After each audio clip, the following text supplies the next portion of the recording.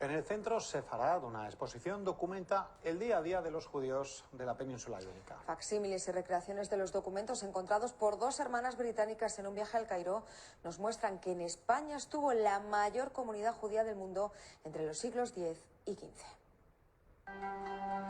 Nada menos que 200.000 manuscritos fueron hallados en la Gemizá de la sinagoga de El Cairo, un habitáculo donde los judíos guardaban los documentos sagrados que su tradición prohíbe destruir.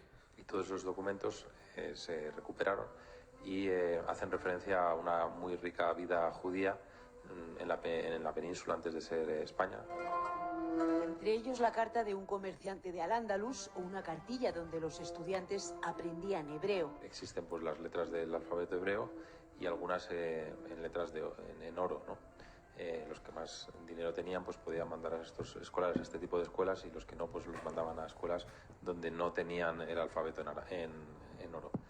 Facsímiles, recreaciones e imágenes que forman un recorrido en el que se retrata cómo era la vida de los judíos en la península de los siglos X al XIII, cuando se produce el florecimiento de la cultura judía en España. Los judíos dan una enorme importancia y un valor enorme a la educación.